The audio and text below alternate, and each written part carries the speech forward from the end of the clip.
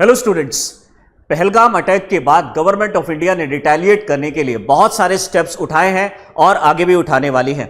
चाहे वो एसवीएस वीजा को कैंसिल करना हो, या फिर यहां के ब्यूरोक्रेट्स को यहां से वापस पाकिस्तान भेजना हो, या फिर हम जो इंडस वाटर ट्रीटी है उसको सस्पेंड करना हो, चाहे अटारी बॉर्डर को वहां पे बंद करना हो। ऐसे बहुत सारे स्टेप्स इंडियन गवर्नमेंट ने उठाए हैं और दुनिया की बड़ी बड़ी कंट्रीज को अब ये ऐसा लग रहा है कि शायद इंडिया और पाकिस्तान के अंदर में वॉर ना छिड़ जाए। लेकिन अगर ऐसा होगा, अगर वॉर होगा इंडिया और पाकिस्तान के बीच में, तो कौन जीतेगा, किसके पास कितनी कैपेबिलिटी है, आइए आज इसको देखते हैं। किसके पास कितनी मिलिट्री पावर है, कितना किसी के पास टैंक है।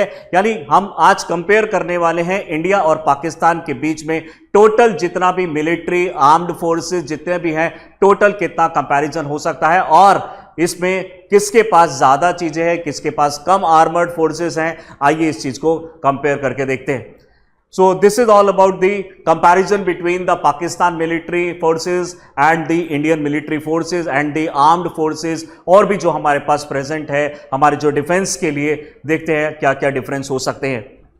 सबसे पहला डिफरेंस हमें यहाँ पे दिखाई देता है, और उस डिफरेंस से पहले हम आपको ये बता दें कि अभी कुछ टाइम पहले ही यहाँ पे एक एक्सरसाइज भी करी गई है इंडिया द्वारा। यहाँ पे एयरफोर्स की एक एक्सरसाइज हुई है हमारे, जिसका नाम रखा गया है आक्रमण, एक्सरसाइज आक्रमण। ये इंडियन एयरफोर्स की एक्सरसाइज थी जिसके अंदर में सुकोई 30 जो हमारे एयरक्राफ्ट है, जेट एयरक्राफ्ट है, उनको हमारे सेंट्रल सेक्टर, ईस्टर्न सेक्टर की तरफ में भेजा गया था। यानी कि आप जानते होंगे कि हमारे जो इंडिया और चाइना का बॉर्डर है वहां पे सेंट्रल और ईस्टर्न सेक्टर पड़ता है, वहां पे इसको यहां पे एक्सरसाइज के लिए भेजा गया।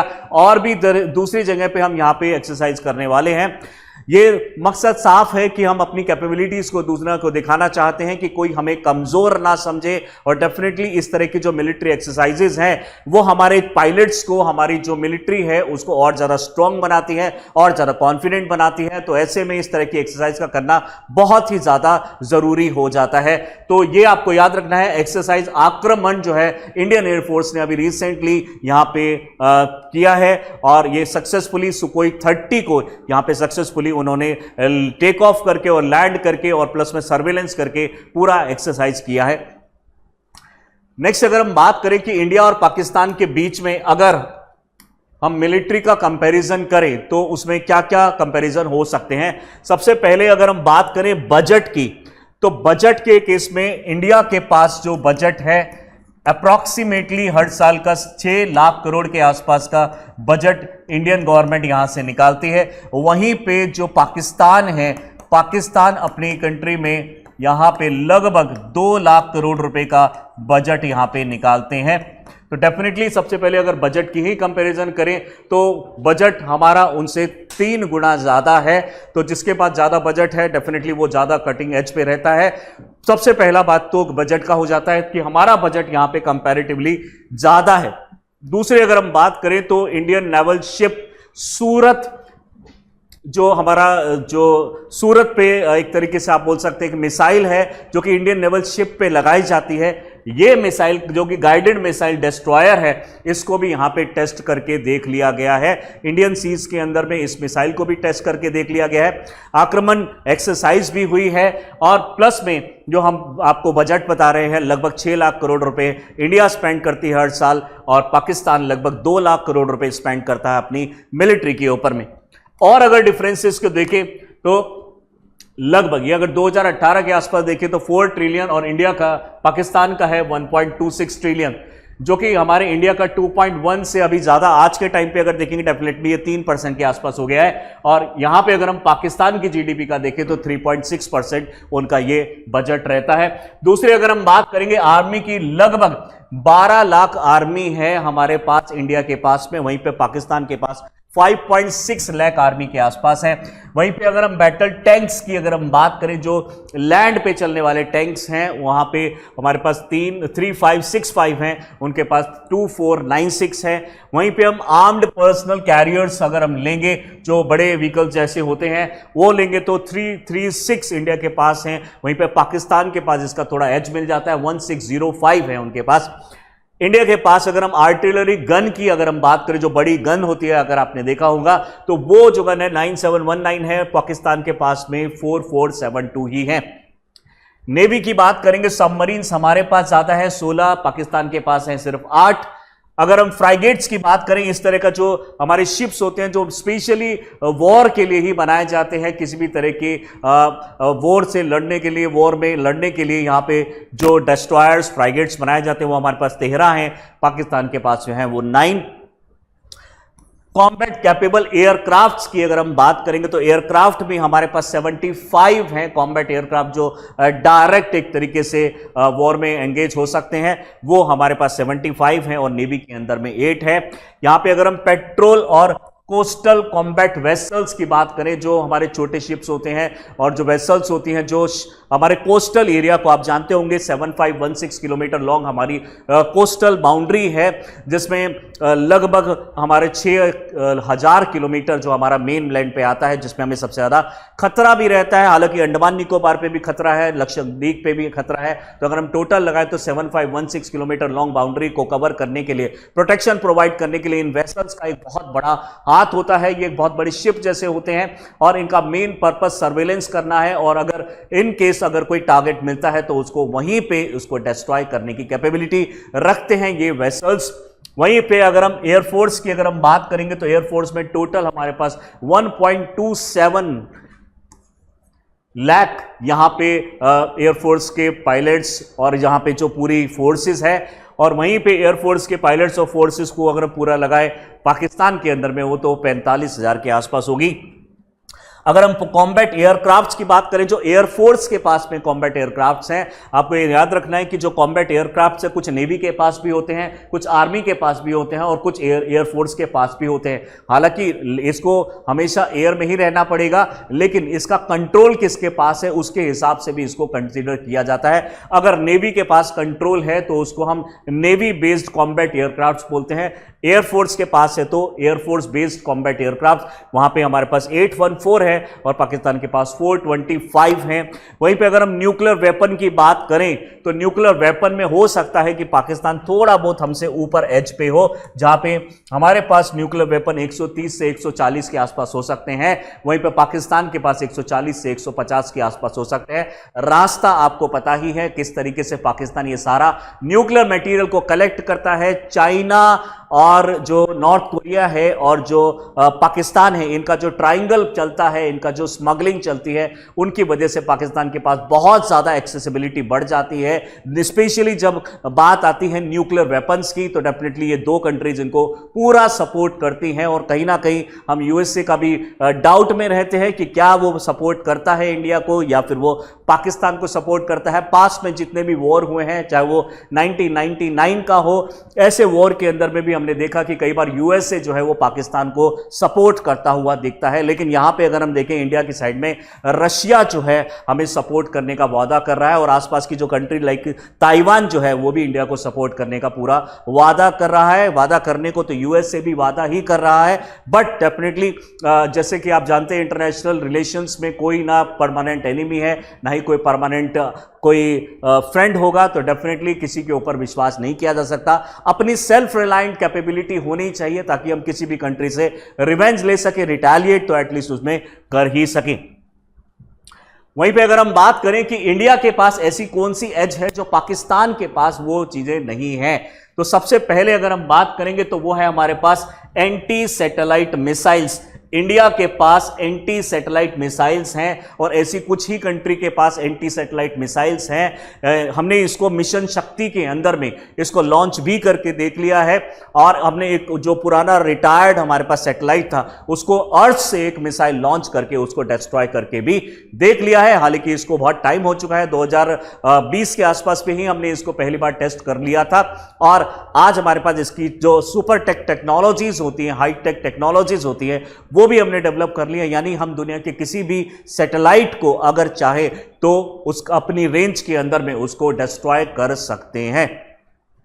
वहीं पे सेकंड एज हमें मिलती है ब्रह्मोस मिसाइल की। ब्रह्मोस मिसाइल एक ऐसी मिसाइल है जिसको अंडर वाटर भी लॉन्च किया जा सकता है, एयर से भी लॉन्च किया जा सकता है, और उसको हम यहां पे लैंड से भी लॉन्च कर सकते हैं मोबाइल लॉन्चर से। ऐसी मिसाइल दुनिया में बहुत कम ही है।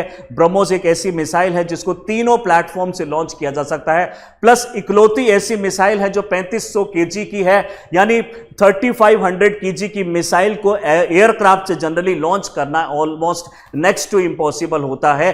लेकिन इंडिया ने सुकोई 30 MKI जो एयरक्राफ्ट है, जेट प्लेन है सुकोई 30 MKI, उसके अंदर में इस तरीके से मॉडिफिकेशन किए कि हम अपने 3500 केजी की मिसाइल को भी लॉन्च कर सकते हैं। दुनिया में सिर्फ एक ही ऐसा कंट्री है जो 3500 केजी की मिसाइल को लॉन्च कर सकता है, और वो भी है ब्रह्मोस। और उसको भी स्पेशली जो जेट एयरक्राफ्ट हम यूज करेंगे दैट इज द सुकोई 30 MKI। हालांकि सुकोई 30 MKI जैसे एयरक्राफ्ट दूसरे कंट्रीज के पास भी है, लेकिन वो इतना मॉडिफिकेशन नहीं कर सकते कि 3500 केजी की मिसाइल को लॉन्च कर सके। और डेफिनेटली आप जानते होंगे कुछ टाइम पहले ब्रह्मोस पाकिस्तान की तरफ में भी यहां पे, जिसका फाइनली तो कुछ पता नहीं चला कि वो इंटेंशनली था या without any intention, Indian government की तरफ से तो वो एक मिस्टेक थी, ये ऑटोमेटिकली ये स्विच ऑन हो गई और पाकिस्तान की तरफ चली गई। डेफिनेटली दुनिया जानती है तो ऐसा तो नहीं होगा। डेफिनेटली पाकिस्तान को एक मैसेज देना जरूरी था कि हमारे पास ऐसी कैपेबिलिटीज है, गलती करने की कोशिश बिल्कुल भी नहीं करना है। तो ब्रह्मोस का हमारे पास एज मिलता है, एंटी सैटेलाइट मिसाइल्स का हमारे पास एज मिलता है। हम चाहे तो पाकिस्तान की मिसाइल को डिस्ट्रॉय कर सकते हैं। दूसरी बात है एंटी रेडिएशन मिसाइल, रुद्रम भी इंडिया ने डेवलप कर लिया है। तो एंटी रेडिएशन मिसाइल यानी अगर हम किसी कंट्री में एंटर करते हैं और उनके जो डिटेक्शन वाले डिवाइसेस जैसे कि रडार होगा तो हम उसके रडार को ही डिस्ट्रॉय कर देंगे। तो ना रहेगा रडार, ना ही रहेगा डिटेक्शन, ना ही रहेगा सर्वेलेंस। तो मेन चीज है कि जो कंट्री हमारे ऊपर सर्वेलेंस कर रही है, जो कंट्री हमें ट्रैक कर रही है, हमारे एयरक्राफ्ट को ट्रैक कर रही है रडार सिस्टम से, शिप को ट्रैक कर रही है या फिर टैंक को ट्रैक कर रही है, अगर हम उस सोर्स को ही डिस्ट्रॉय कर दें तो फिर कोई भी हमें जीतने से नहीं बचा, वो एक तरीके से रोक नहीं सकता है। तो डेफिनेटली हमारे पास एंटी रेडिएशन मिसाइल भी इंडिया के पास है, जो कि पाकिस्तान के पास जहां तक इंफॉर्मेशन है वो अवेलेबल नहीं है। हमारे पास काली जैसे डिवाइस है, kilo ampere linear injector. Kilo ampere linear injector में हम 10,000, 8,000, 5,000, 200, 100 इस तरह के हमारे पास वेरिएंट्स हैं, जिसके अंदर में हम बहुत ज्यादा अमाउंट का electric current, electric impulse launch करके पल भर में, यानी मिनट में भी नहीं, यहां पे सेकंड्स के अंदर में किसी भी एयरबॉर्न थ्रेट को, उसके इलेक्ट्रॉनिक सर्किट को डिस्ट्रॉय कर सकते हैं, शॉर्ट सर्किट कर सकते हैं। यानी कि अगर कोई मिसाइल इंडिया के अंदर में एंटर करने की कोशिश कर रही है और अपने काली को अगर ऑन कर लिया तो काली उसको 1 सेकंड के अंदर में डिस्ट्रॉय कर सकता है। स्पेशली इसका जो इलेक्ट्रॉनिक चिप डिस्ट्रॉय करने वाला जो टारगेट मैकेनिज्म हमने इसमें लगाया है, यानी इसके अंदर में एक इलेक्ट्रॉन एक्सेलेरोमीटर है, वो इलेक्ट्रॉन को बहुत फास्ट स्पीड से उस टारगेट की तरफ में फेंकता है और उसके इलेक्ट्रॉनिक सर्किट को डिस्ट्रॉय कर देता है। जितने भी हमारे पास वेपन्स है या फिर जो भी इंस्ट्रूमेंट डिवाइसेस हम यूज करते हैं, सबके अंदर में एक इलेक्ट्रॉनिक चिप लगा होता है। अगर हमने उस इलेक्ट्रॉनिक चिप को ही डिस्ट्रॉय कर दिया तो दुश्मन कंट्री जो है कुछ भी नहीं कर पाएगी। तो किलो एम्पियर लीनियर इंजेक्टर का भी एज है इंडिया के पास में।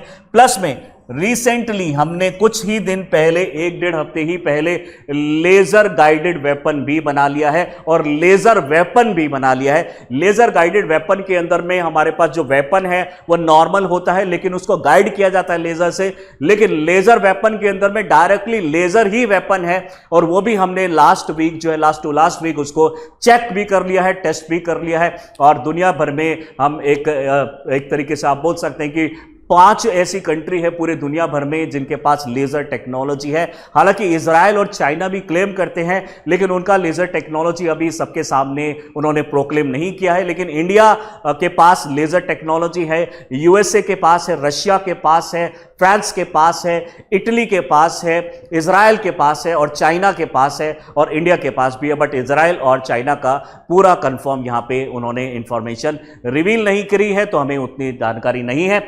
But definitely laser guided missiles जो हमने इंडिया में डेवलप कर ली है, ये अपने आप में एक बहुत बड़ी चीज है। हम किसी भी चीज को बिना किसी वॉरहेड के just laser button switch on करके किसी भी टारगेट को डिस्ट्रॉय कर सकते हैं। तो लेजर बेस्ड जो व्हीकल्स भी हैं हमारे पास, मिसाइल है, इलेक्ट्रॉन बेस्ड भी है हमारे पास, एंटी रेडिएशन मिसाइल्स भी है हमारे पास, ब्रह्मोस मिसाइल भी है हमारे पास, मिशन ए सेट के अंदर में जो हमने मिशन शक्ति के अंदर में जो एंटी सैटेलाइट मिसाइल बनाई थी उसको भी सक्सेसफुली हमने लॉन्च करके देख भी लिया है, टेस्ट भी कर लिया। तो डेफिनेटली इंडिया के पास ज्यादा एजेस हैं। हम चाहे तो कभी भी, यानी पाकिस्तान से अगर वॉर होता है तो हमारे पास कंपैरेटिवली उनसे 4 टाइम्स तो ज्यादा एज है ही। बट कोई नहीं चाहता है कि वॉर हो, लेकिन अगर वॉर होगा तो डेफिनेटली इंडिया हमेशा पॉजिटिव साइड में रहेगा, इंडिया हमेशा ऊपर की साइड में रहेगा। पाकिस्तान का चाहे वो जितना भी टेक्नोलॉजी को अरेंज कर ले, लेकिन न्यूक्लियर टेक्नोलॉजी को अरेंज कर ले या फिर किसी भी तरह की टेक्नोलॉजी को अरेंज कर ले, लेकिन टेक्नोलॉजी अरेंज करने के बाद अगर चलाना ही ना आता हो तो डेफिनेटली आप उसको कैसे यूज कर पाएंगे। इंडिया के पास व्हीकल्स भी है, वेपन्स भी है और आर्ट भी है, state of the art weapons भी है। और हमारे जो हमारे एक्सपर्ट्स हैं, हमारी जो आर्मी है, मिलिट्री है, एयरफोर्स है, उनके पास उसको चलाने की पूरी कैपेबिलिटी है। आपको क्या लगता है कि अगर इंडिया पाकिस्तान के बीच में वॉर होता है तो उसमें किसको ज्यादा एज मिलेगी, या किस चीज में पाकिस्तान ज्यादा है, किस चीज में इंडिया ज्यादा है? जितना हमने बताया उसके अलावा अगर आप कुछ जानते हैं तो प्लीज हमें बताइएगा, कमेंट बॉक्स में लिख के बताइएगा। अगर और भी इस तरह के इंफॉर्मेटिव वीडियोस देखना चाहते हैं तो do subscribe our channel Chahal academy. Thank you.